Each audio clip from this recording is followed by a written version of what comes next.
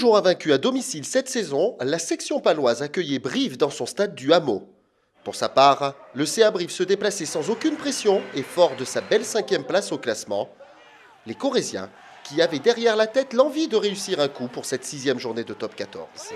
Dominateur en mêlée fermée, Brive réussit son début de rencontre et se crée les premières occasions, comme ici à la 19e minute. Les avant-Coujou pilonnent la ligne d'en but et obtiennent une pénalité. Idéalement placée, Gaëtan Germain ouvre le score et commence son festival au pied. Brive mène 3-0. Chahuté, la mêlée paloise accumule les fautes et se voit sanctionné d'un carton jaune à la 28e minute. C'est le pilier Johan Meuret qui est exclu pour 10 minutes. Sur la pénalité à suivre, Gaëtan Germain va manquer la cible pour la toute première fois cette saison loin de son stade. Partie remise pour le buteur briviste. Dans ce match pour le maintien, Nicolas Godignon avait insisté toute la semaine sur l'importance d'être discipliné. Et pourtant, à la 32e minute, Brive concède une première pénalité.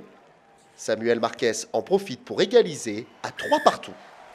Pau retrouve alors de la verve en fin de première période et profite à son tour d'un premier avantage numérique pour aller de l'avant. Sur cette action, Ratuvou manque la passe décisive.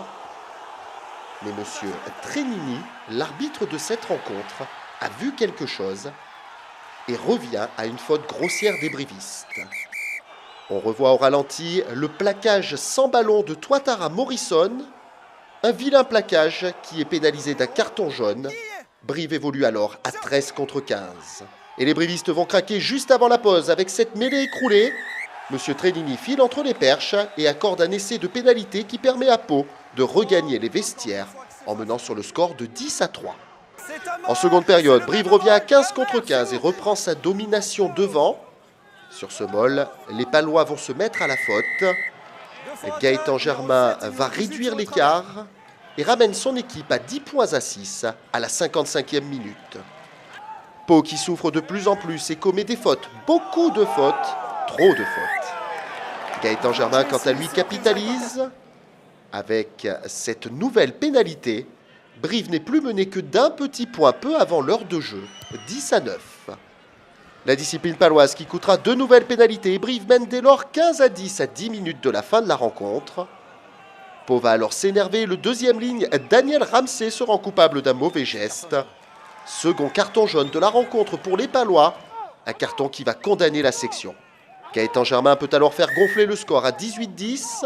Sur le banc briviste, Didier Casadei a déjà compris que la victoire est en poche. Pour Pau, il restera une ultime pénalité à la 78e minute pour arracher un bonus défensif. Fajardo s'applique et offre ce maigre point aux siens. Score final 13-18. Brive poursuit sa course dans le wagon de tête. Pour Pau, cette première défaite à domicile demande une réaction dès la semaine prochaine à Oyonnax.